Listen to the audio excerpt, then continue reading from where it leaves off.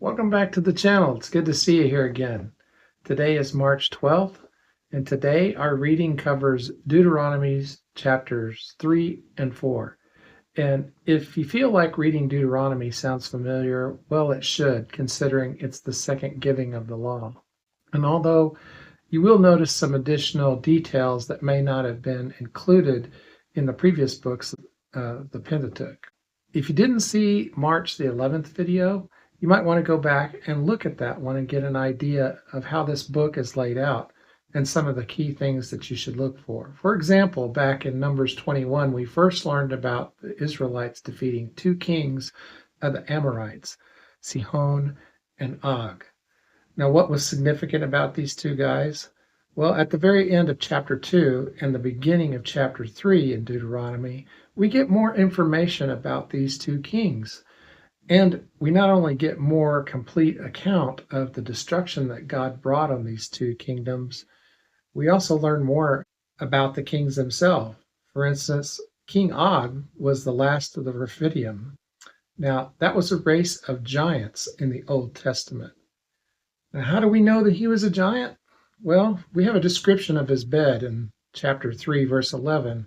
His bed was described as being made of iron. It was 13 and a half feet long and 6 feet wide by today's measurements.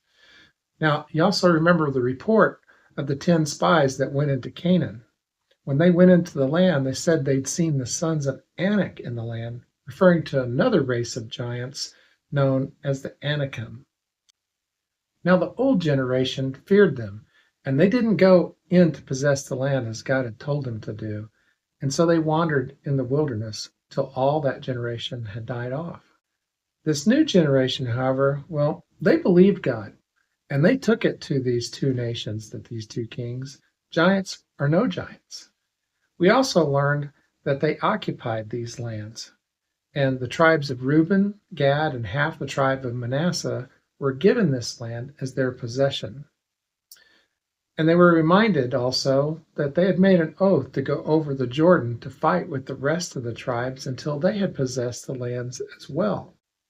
In fact, their promise to go with the rest of the army included a condition, and that condition would be that they would comprise the foremost troops, the forward bunch that would go in.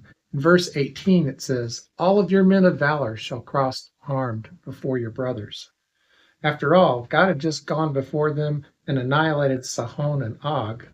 Well, God promised that he was going to do the same thing to the people that they would face when they crossed the Jordan. Next in chapter 3, Moses reminds the people that he will not be permitted to enter the promised land with them. In fact, he kind of tells on himself here in a little bit of the story. He says that he pleaded with God to let him go in and go over to the land. But God said to him, "Enough from you. Don't speak to me about this anymore." In other words, Moses, be quiet. But God allowed him to climb up to the top of the mountain where he could see the land, but he couldn't go over into it. It was the price he had to pay for not obeying God at Meribah. Well, chapter 4, it begins with instructions concerning the statutes and the rules that they're to keep once they enter the land. In fact, this continues all the way through chapter 11 of this book. Moses reminds them that they're to be diligent to keep these laws so that they will have wisdom and they'll have understanding and that they'll be a great nation. And he also reminds them that God appeared to them out of the cloud and out of the fire and spoke to them directly to the people. No other gods anywhere had ever done that. They didn't see his form, of course, but they did hear his voice. And he explains to them why idols are forbidden. You see, because God didn't reveal himself to them in any kind of form, any kind of graven image would lead to corruption, since they would come to worship the image and not God himself. So it's forbidden for them to create an image that represents God. He also says, "For the Lord your God is a consuming fire, a jealous God." Just go ask those 250 guys that were holding those censers during the Korah rebellion about the consuming fire business. How did it work out for them? Not too well. The bottom line is the Lord alone is God. And we end this chapter with the establishment of the cities of refuge for the manslayers to flee to on the east side of the Jordan.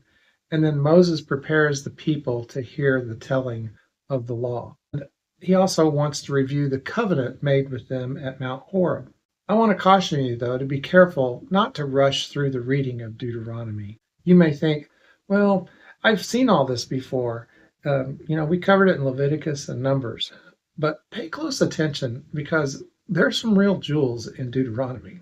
As I mentioned earlier in the beginning, there are little tidbits of information included in this account that can bring us more understanding about what we're reading and help us relate to these passages. This is also the last opportunity that we'll have to see Moses impart the laws and the covenants to his people. I can just see Joshua, Moses' apprentice.